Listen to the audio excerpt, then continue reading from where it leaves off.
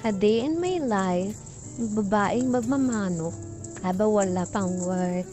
So ayan, pinubuksan ko nga yung parcel na nabili ko sa TikTok para sa mga kitik o sa mga maliliit na mga 1 month pa lang ng mga sisig. So ayan, nabili ko yan siya. May kulay blue. 17 lanes para sa mga kitik. Kasi pag nasa kulungan sila, nag-feather picking sila. So, kailangan natin silang ilipat sa cage na yan. So, ayan na nga, nilinis ko na yung paglalagyan natin ng ating kulungan para naman wala matupa yung mga siksik. So, nilagyan ko siya ng buhangin para paglagay natin ng kulungan ay maayos. So, ayan. Inarat ko siya. So, kulang pa kaya kumuha pa ako ng isa pang bandi na maliit na buhangin.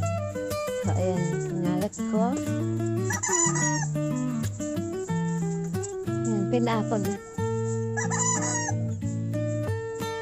After nyan, yan, nilagay ko na yung nabili nating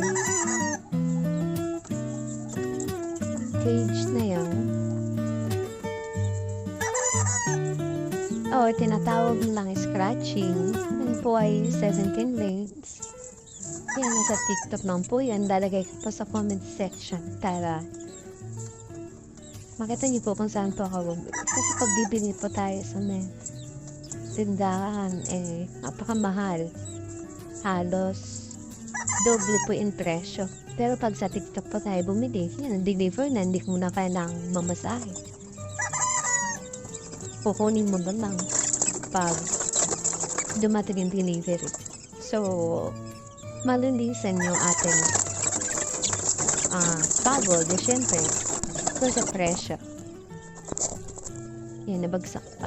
So, ayan, lipat ko na yung mga manok na hindi ko matandaan kung ilang, pero I think mga 1 month na higit na yung show. So, inayos ko lang. Mukhang safe naman siya. Kailangan lang natin dapat na maayos para hindi naman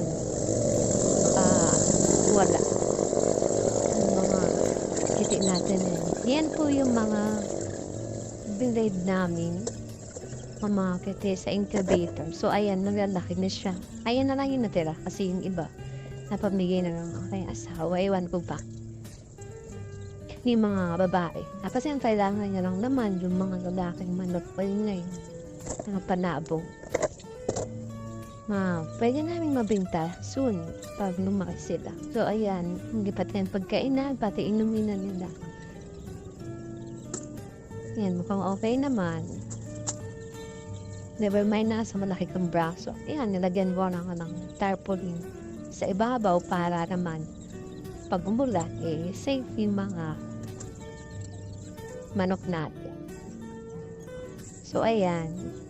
Ayan ang ating final result. And okay naman sila.